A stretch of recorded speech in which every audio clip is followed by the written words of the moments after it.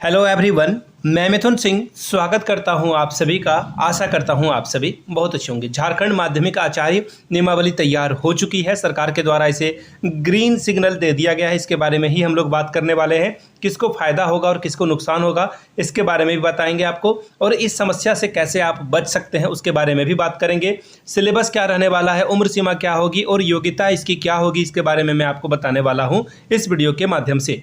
ये वीडियो मेरी as usual नहीं रहने वाली है। इसकी लेंथ हो सकता है कि 20 मिनट या उससे अधिक चली जाए, तो आप आराम से इस वीडियो को देखिए। अगर आपके पास वक्त नहीं है, वॉच लेटर में कर दीजिए या वीडियो को डाउनलोड करके आप इसे बाद में देख लीजिएगा। मैं हर एक पॉइंट को आपके सामने क्रिस्टल क्लियर करने की कोशिश करूंगा। वैसे आप कौन से सब्जेक्ट की तैयारी कर रहे हैं वो आप नीचे कमेंट सेक्शन में ज़रूर बताएंगे, ताकि उसके लिए कुछ और भी PYQs आपके लिए अवेलेबल करा सकूँ, या कुछ और जो स्टडी मटेरियल है, मिलता जुलता सिलेबस है इस तरह के, वो आपके साथ में प्रोवाइड कर सकूं। जैसे कि मेरा मैथमेटिक्स सब्जेक्ट है तो मैं मैथ्स लिख दूंगा, और मैं जहां से आता हूं वो भी लिख देता हूं। मैं देवघर से हूं।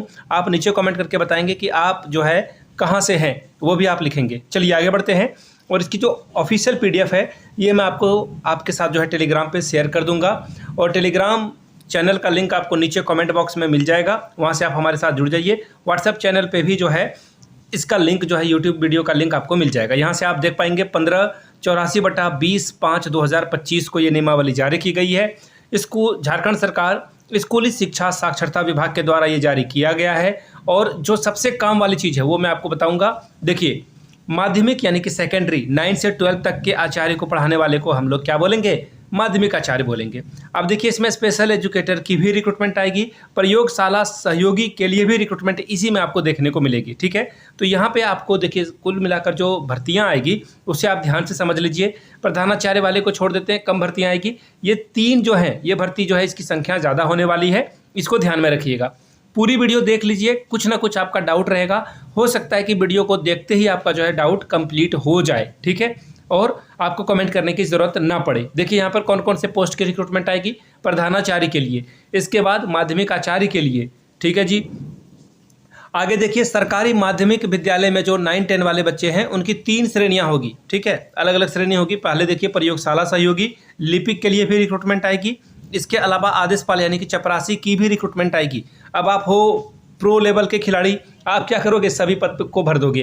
फिर अगले दिन न्यूज़पेपर में कटिंग आ जाएगी कि बच्चे ने पोस्ट ग्रेजुएशन कर ली, B.Ed कर लिया, DLED कर लिया, M.Ed कर लिया। अगर मैं चपरासी का फॉर्म भर दूंगा तो आदेशपाल के में मेरा भी नाम आ जाएगा। देखिए, कहने वाली बात यह है ना कि बेरोजगारी ऐसा दंश है ना, लोग चपरासी के लिए PhD करके चपरासी के लिए फॉर्म भरते हैं। और इसमें मैं कहीं गलत नहीं मानता हूँ अपने आप को, या जो भी लोग फॉर्म भर रहे हैं उसको, क्योंकि अपने फैमिली के लिए ब्रेड विनर बनना, अपने बच्चों को खिलाना, उनको कपड़े पहनाना कहीं से भी गलत नहीं है। और प्यून का काम हो या कि कोई भी काम हो, छोटा नहीं होता है।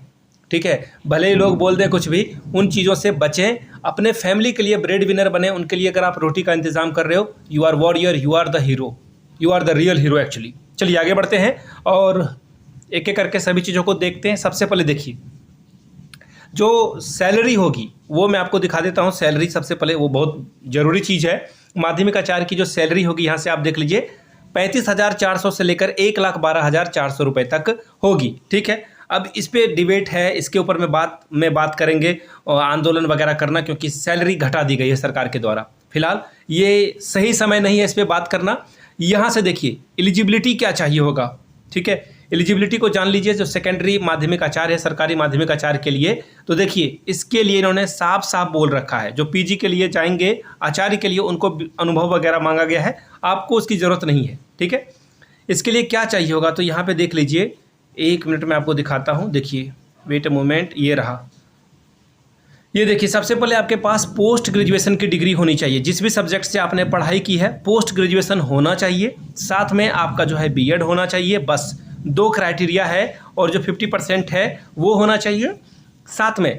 अब देखिए, यहाँ पे इन्होंने बता रखा है, वेट अ मिनट, यहाँ पे आप देख लीजिए, किसी भी नियुक्ति में 55% अंक होना चाहिए, और 3 वर्षीय आपका B.Ed या M.Ed होना चाहिए। ठीक है, ये कोई दिक्कत नहीं है। ये जो है आपको, ये आपके लिए है नहीं। आप जो है 3 साल का ग्रेजुएशन, ये नॉर्मल जो चीज़ें हैं वही आपके लिए ज़रूरी है।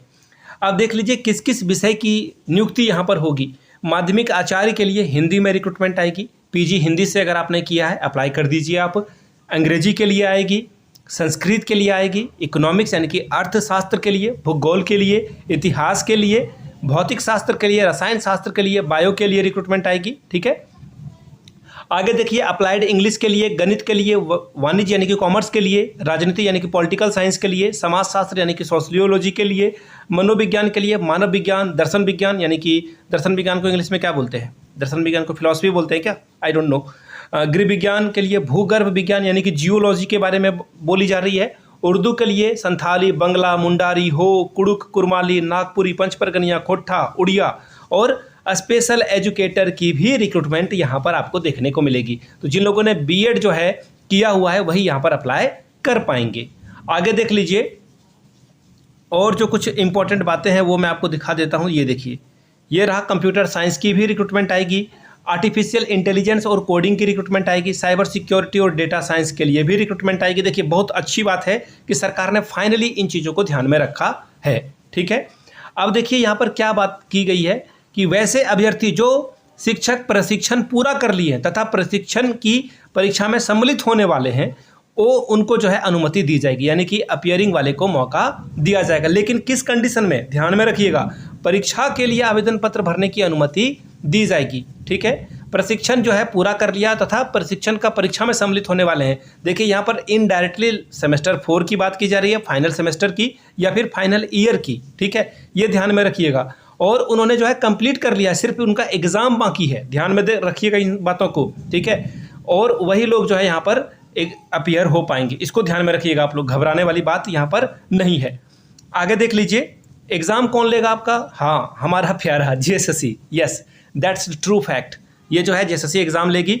एज की बात करूँ तो अगर आप यूआर से हैं तो 40 साल, अगर आप ईडब्ल्यूएस से हैं तो 40 साल, महिला से हैं तो 43 साल, पिछड़ा वर्ग या अत्यंत पिछड़ा वर्ग से हैं तो 42 साल, और अनुसूचित जाति से हैं तो 45 साल, अनुसूचित जनजाति से हैं तो 45 साल। ठीक है, विकलांग वर्ग के लिए फिर से आपको छूट यहाँ पर मिल जाएगी। ठीक है जी, आगे देखिए, जांच परीक्षा कैसी होगी, 2 पेपर में आपका जो है एग्ज़ाम होगा। अभी इसका डिटेल सिलेबस नहीं आया, जब विज्ञापन आएगा तो आई होप कि उस समय सिलेबस ये देंगे। और सिलेबस के लिए मैं अलग से एक वीडियो बना देता हूँ। देखिए सिलेबस पहले से ही आउट है, मैं आपको क्लियरली बता दूँ, सिलेबस पहले से ही आउट है। और देखना ये कॉपी पेस्ट करेंगे सिलेबस को। सिलेबस जो है आपका सहायक आचार्य में 6 to 8 का सिलेबस था ना, जैसे कि मेरा मैथ सब्जेक्ट है। तो हाँ, एक और बात, मैं भी आपको सारी बातें बताऊंगा, वही सिलेबस यहाँ पे रहने वाला है। मैं जेएसएससी का ना सचिव हूँ ना कर्मचारी हूँ, I am not a staff there. आपको पूरी जानकारी दे देता हूँ कि ये सिलेबस वही रखेंगे, फिर भी ऑफिशियल का इंतज़ार करना ही बेहतर होता है। यहाँ से देख लीजिए, परीक्षा आपका 2 पेपर में होगा, पेपर 1, पेपर 2। पहला जो पेपर होगा क्वालिफाइंग नेचर का होगा। जैसे आपने सहायक आचार्य जो बच्चे भरे होंगे फॉर्म, उनका पेपर 1 क्या था, क्वालिफाइंग नेचर का था। पहला जो क्वालिफाइंग नेचर होगा उसमें सामान्य ज्ञान, जीके, कंप्यूटर वगैरह, हिंदी इंग्लिश पूछा जाएगा। 200 अंकों की परीक्षा होगी, उसमें आपको 33% अंक लाना अनिवार्य होगा, अदरवाइज आप जो है पेपर 2 आपका जो है चेक ही नहीं किया जाएगा। और पेपर 2 जो है उसमें ये 50% शायद मांग रहे हैं, अभी आपको मैं दिखाऊंगा। यहाँ से देख लीजिए, प्रश्न पत्र 1 में स्नातक स्तर के प्रश्न पूछे जाएंगे। पेपर 1 जो होगा वो अच्छा खासा लेवल उसका होगा। पेपर 2 की बात कर लेते हैं तो ये देखिए, ये जो है पीजी लेवल के क्वेश्चन होंगे इसमें। किसके लेवल के, पीजी लेवल के। तो ये 6 to 8 वाला सिलेबस रहेगा, उसमें कुछ और टॉपअप कर दिया जाएगा। पीजीटी का सिलेबस मैं आपके साथ साझा कर दूंगा। अब मैं 6 to 8 का नहीं बल्कि पीजीटी का सिलेबस साझा करूंगा। अब आगे देखिए, यहाँ पर जो है न्यूनतम अंक 50 लाना होगा, अदरवाइज आप डिस्क्वालीफाई हो जाओगे। ठीक है, सभी बच्चे नहीं ले आ पाते हैं, फिर भी आप जो है 50% अंक नहीं लाते हो तो आपका सिलेक्शन नहीं होगा। ठीक है जी, आगे देखिए, अगर 2 विद्यार्थियों का इक्वल मार्क्स आ जाता है तो फिर डेट ऑफ बर्थ के अकॉर्डिंग जो बच्चा बड़ा होगा उसका जॉब पहले मिल जाएगा। यदि 1 से अधिक अभ्यर्थी नंबर भी ले आते हैं बराबर, डेट ऑफ बर्थ भी उनकी बराबर हो जाती है, और सॉरी और अगर पीजी में भी जो है अंक जो है वो देखा जाएगा। ठीक है, 4 डेसिमल तक वो अंक को देख लेंगे, उसके बाद डिसाइड करेंगे। ठीक है, पीजी में जो आपका अंक होगा उसके अकॉर्डिंग आपका ये सिलेक्शन करेंगे। आगे देखिए, झारखंड कर्मचारी चयन आयोग के द्वारा आपका जो है जाति, आवासीय वगैरह ये सब बनवा के रख लीजिएगा। ठीक है, अभी फिलहाल ये भर्ती नहीं आई है, आएगी तो मैं आपको बताऊंगा। ठीक है, फिलहाल ये नियमावली आई हुई है, इसके हिसाब से आप देख सकते हैं। ठीक है, आगे देखिए, एज लिमिट मैंने आपको पहले बता रखी है, और ये देख लीजिए आप, किसी भी मान्यता प्राप्त से जो है आपको क्या करना है, 9-10 स्तर पर पढ़ाए जाने वाले विषय में नियुक्ति सॉरी, चलिए यहाँ से देख लीजिए, 9 से 12 तक में जो भी सब्जेक्ट पढ़ाए जाते हैं उन सभी सब्जेक्ट्स में अगर आपने उन सब्जेक्ट से पीजी किया है 50% अंकों के साथ आप यहाँ पर एलिजिबल हो जाते हैं। बाकी और भी चीज़ें यहाँ पर बताई गई है एमएड बीएड के लिए, वो मैं छोड़ देता हूँ। आगे देखिए, कंप्यूटर नॉलेज वगैरह अगर आपके पास है, यूट्यूब के माध्यम से आप पढ़ा सकते हैं। मेरा सिलेक्शन हो जाएगा क्या यूट्यूब वाली बात में? मजाक कर रहा हूँ। क्वालिटी अगर आपके अंदर है तो आपका सिलेक्शन ऐसे ही हो जाएगा। आगे देख लीजिए, ये मैंने आपको पहले बता रखा है कि 200 अंकों की जो है वो पेपर 1 और 300 अंकों की पेपर 2 की परीक्षा होगी। ठीक है जी। आगे देख लेते हैं, सिलेबस इन्होंने अभी तक नहीं दे रखा है, सिलेबस आएगा तो डेफिनेटली आपके साथ में शेयर कर दूंगा, लेकिन पीजीटी वाला सिलेबस मैं आपको शेयर कर दूंगा। ठीक है, तो देखिए ये था वीडियो। जो भी आपका डाउट होता है वो आप नीचे कमेंट करके अपने डाउट्स को रख सकते हैं, पूछ सकते हैं। बाकी आप पीजी करना चाहते हैं जहां से आराम से आपका पीजी हो जाए, क्लासेस वगैरह अरेंजमेंट हो जाए, बहुत ज़्यादा क्लास का हसल ना हो, तो मैं आपको बता दूं, यहाँ से मेरी ईमेल आईडी आपको दिख रही होगी, yourmithunsingh@gmail.com पे मेल कर लीजिए। इंस्टा पे हो then do follow me @imithunsingh। बाकी आप मुझे व्हाट्सअप कर सकते हैं 7979054474। मैं आपको बता दूंगा कहाँ कहाँ पे जो है पीजी के लिए एडमिशन हो रहा है। बहुत सारे जगहों पे अभी PG4 का, जैसे मैं ये वीडियो बना रहा हूँ ना, सिद्धू कानू मुर्मू में देखिए PG4 का जो है एग्ज़ाम लिया जा रहा है, तो पीजी के लिए वहाँ फिर से जो है नए एप्लीकेशन लिए जाएंगे और एक सेशन तो चल ही रहा है। तो आप लोग पीजी जिनका नहीं हुआ है वो पीजी कर लेंगे। मैं आपको इसके बारे में जानकारी दे दूंगा, सिद्धू कानू, BBMK, रांची यूनिवर्सिटी, तो आप ऑब्वियसली इग्नू से भी आप कर सकते हैं। तो जिनको डाउट होगा वो मेल कर सकते हैं, इंस्टा पे मैसेज कर सकते हैं, आपको जानकारी दे दी जाएगी। तो चलिए मिलते हैं अगले वीडियो में। वीडियो को आपने यहाँ तक देखा, प्यार दिया इसके लिए आप सभी का बहुत बहुत शुक्रिया। Have a good day.